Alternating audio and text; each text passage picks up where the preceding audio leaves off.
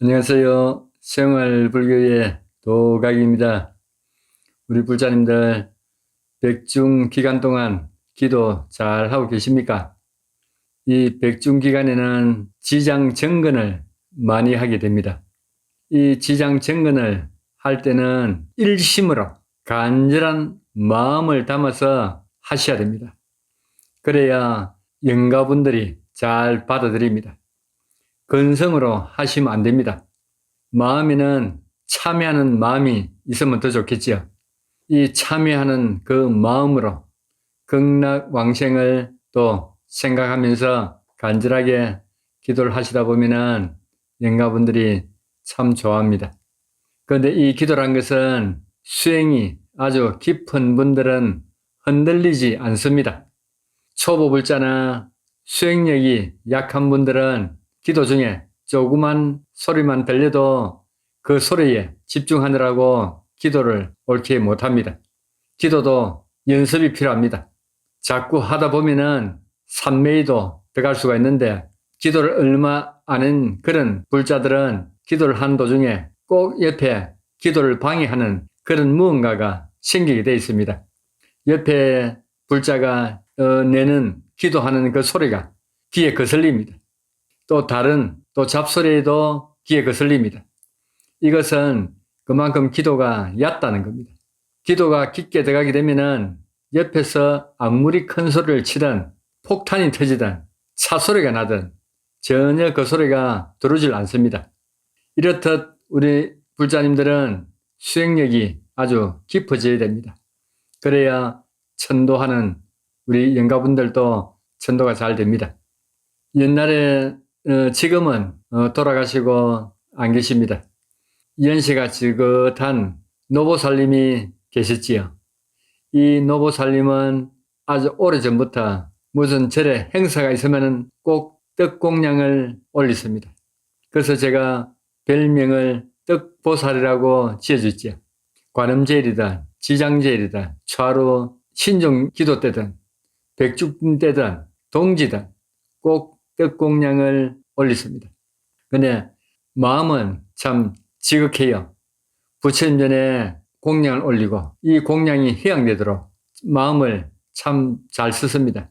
그런데 이 신심, 기도하는 마음은 좀 얕았나 봅니다. 백중이 되니 그 보살님이 항상 생각이 나서 이야기를 해봅니다. 어느 해에 백중날 우리 보살님이 떡공양을 스님, 제가 이번에도 떡공양 제가 올립니다. 이미리 이야기합니다.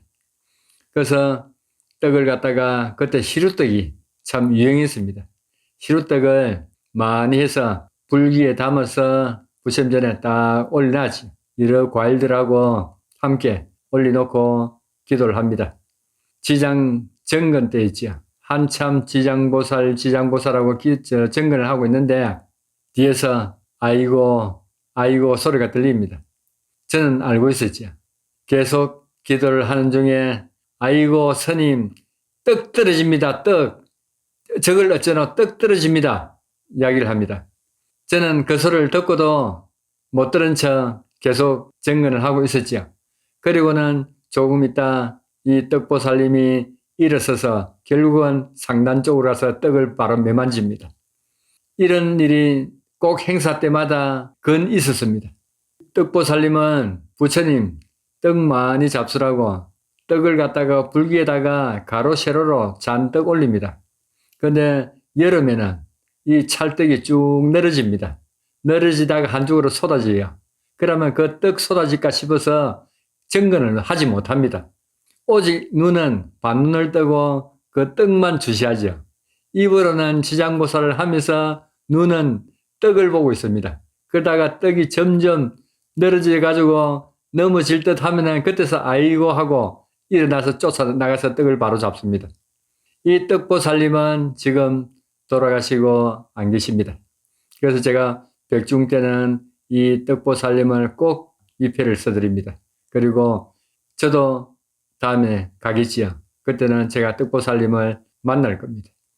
그렇듯이 우리 불자님도 기도가 깊으면은 떡이 떨어지든 옆에서 큰 소리로 기도 소리가 들리든 아무 상관이 없이 혼자 기도가 가능합니다. 그런데 기도가 이 수행력이 약하면은 옆에서 조그만 소리라든가 뭔가에 이 집중이 하게 됩니다. 그러다 보면은 기도가 옳게 안 됩니다. 그래서 하루에 조금이라도 기도하는 습관을 딱 들이시면은 어느 때 기도를 하시다 보면은 산매도 들어가고 잘 될 때가 있습니다. 지금 백중 때는 날씨가 참 덥습니다.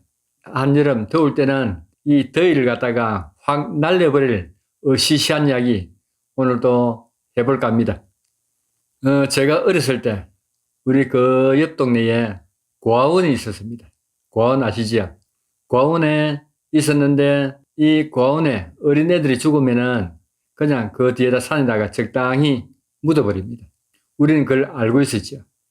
그런데 어느 날 애들이 묻은 그 자리를 밀고 아파트가 두 동이 들었었습니다. 5층짜리 아파트가 두 동 들었었는데 학교 그때 초등학교 다닐 때죠.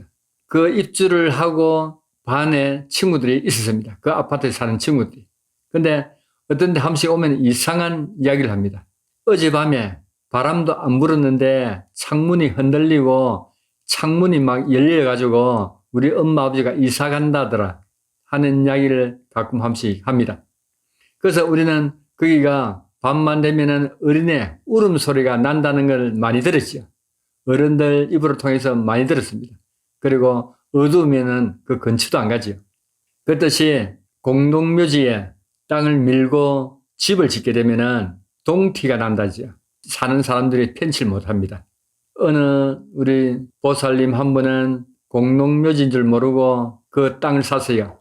땅 주인이 묘를 갖다가 있는데 그걸 갖다 싹 밀어버리고 그 시신은 어떻게 했는지 뭐 저는 모르겠고 거기다가 묘터로 있던 게 세월이 가다 보니까 집터가 돼서 다른 사람이 팔게 됐어요.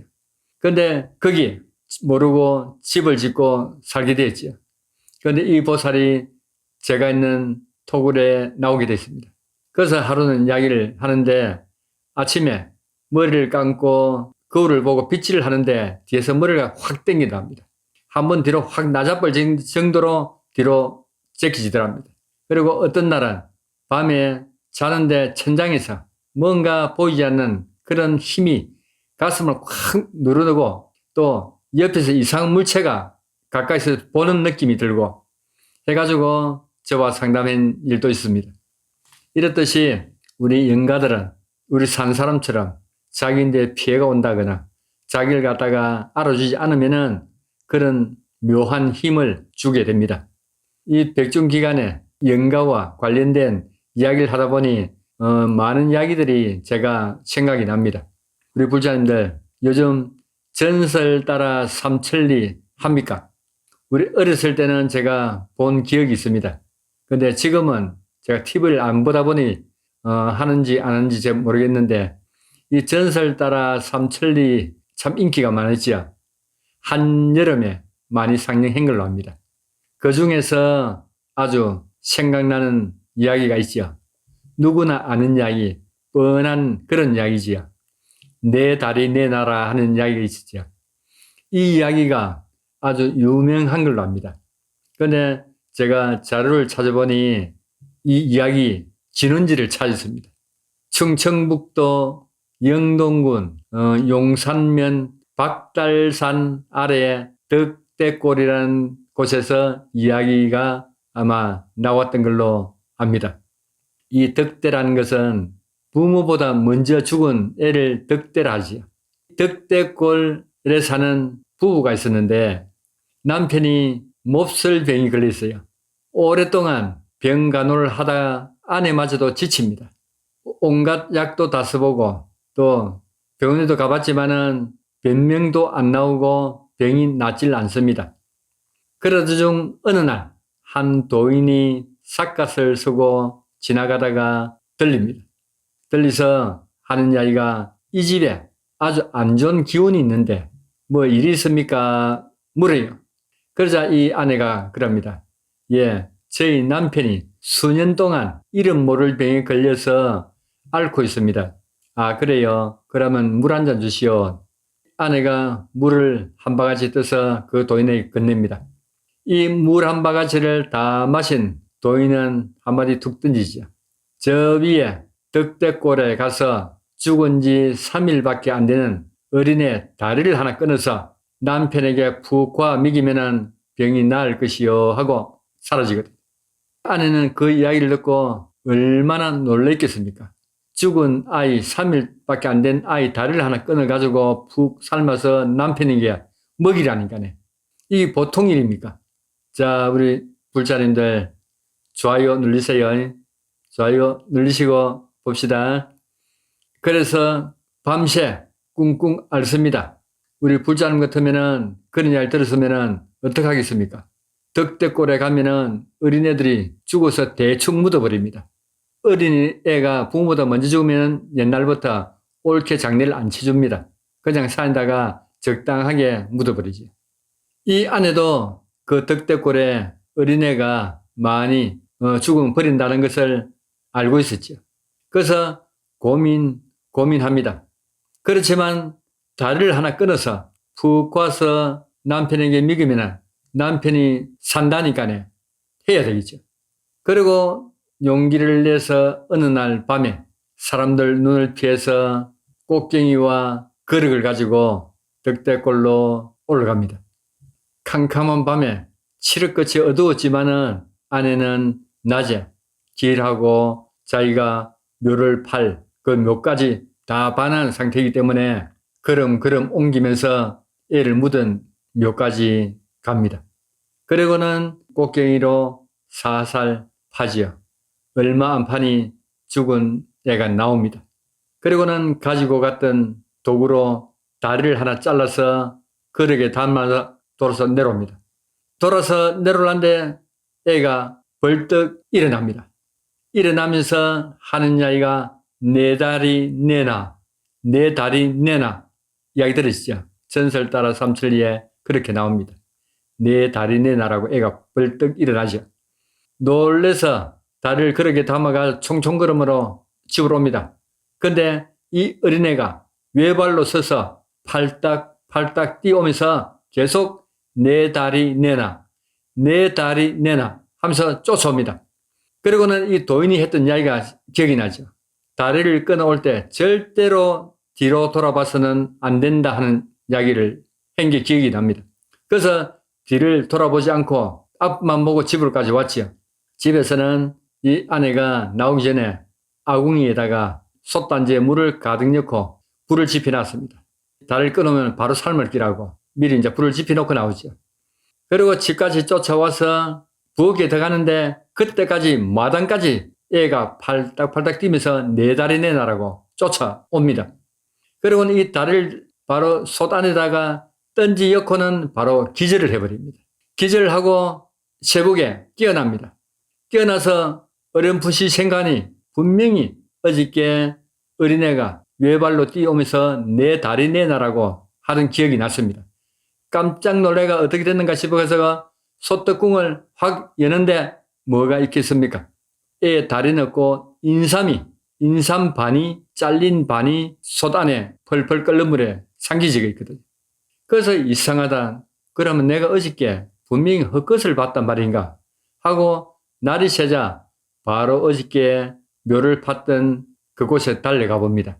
묘는 온데간데 없고 반쪽이 잘린 큰 인삼이 산삼이죠. 산삼이 놓이가 있더랍니다.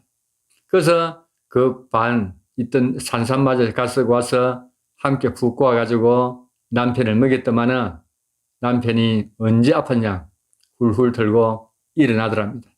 이게 바로 내 다리 내놔라는 전설 따라 삼천리 나오는 이야기지요.